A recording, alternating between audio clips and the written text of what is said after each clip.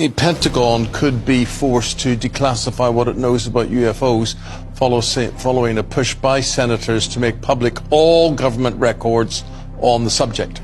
So what questions could be answered and how long will it take for the truth, supposedly, to come to light? Well, joining us now is UFO expert Richard Lawrence. You can probably detect a little bit of scepticism. Why would there be scepticism in your eyes?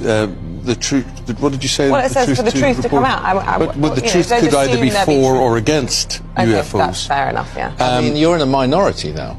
Yeah. But that's fine. I used to be in a minority. I used to, So when tell I me, believed in them. what do you expect to hear then from this unearthing? Having been in this field for a while, I'm sceptical about governments. You're sceptical about UFOs. Oh, I'm sceptical about all the above. Okay.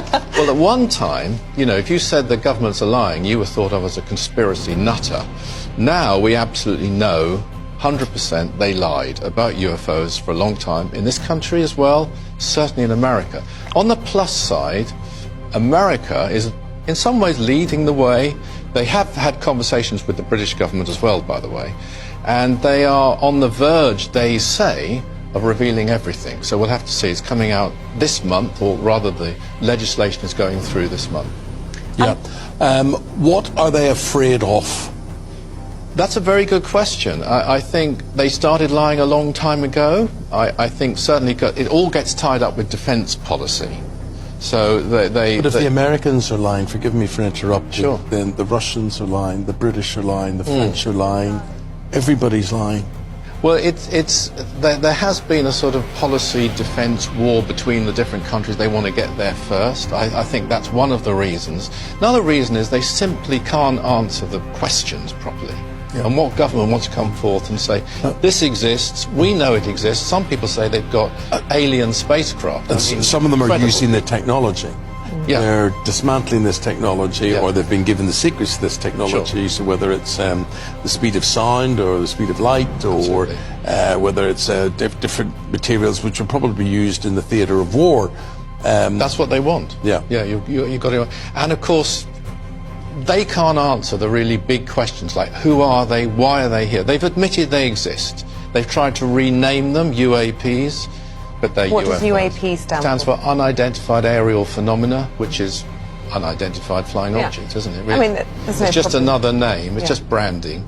But in the end, the big question is, are they extraterrestrial? Now that is the issue that a lot of people saying will now come out to the fore. They'll finally admit that they know that some of them are alien, because the capabilities of the craft that are being shown on YouTube, on clips from the Navy, from elsewhere, they can do things that no technology on Earth could duplicate. But they're hoping to duplicate this on Earth, are they not? That's where it all gets tied up with defence. And why should it be in a defence, policy unit? I mean, it should be an issue for all people. It shouldn't be secret. And, I represent an organisation, the oldest in the world, actually, way before my time, in the 50s, that was holding rallies in Trafalgar Square, that's the Aetherius Society, demanding the truth and governments to tell the truth about UFOs, but they were completely ridiculed. That's one good thing. That's a positive. The stigma is going. So, your question, your fear, your doubt is what? I just think it all sounds a bit loopy, and I wait to see facts. And Just I'm very much sounds loopy, though. That's Look, not good I'm enough. not ruling anything out, but I deal in facts. So as soon as you can give me some there are evidence, plenty of I'd be facts. very interested to see it. But, And it's not new. Can I just throw that in? This isn't a new thing. Some people think it's a 20th century thing. The earliest records on Earth, the Sanskrit records, the Bible, many other legends are just full of extraterrestrial, I would say, but certainly UFOs, which have been sighted. And they are friendly. I just have to finish with that. I'm If not they sure weren't, we'd everyone know it. would agree the Bible's full of UFO Yes, of sightings. course it but is. It's It is. interesting Of that course you're it talking is. about- Star of Bethlehem, for a star. Oh, right, Not so a you, star, is So it? you term a star Yes. a UFO? It's not a star, is it? Stars Well, it's can't a bright hover star over a that was stable. guided. But when did it ever appear again? It hovered over a stable. It hovered over, Can't it do that. disappeared, it never came back again. Stars disappear. Newsflash. They don't. Yes, they do. They don't. Well, then Ezekiel. I mean, there's plenty, but you look at the Sanskrit is better. Yeah. The Hindu scripts, The burning the bush. Vimanas. Yes, but that was God. That was miracles. Or it was an alien. Could be both. Could be both. Richard, really, I'd like to have more time to talk to you, but basically this is going to come, we're going to hear from this via the Pentagon.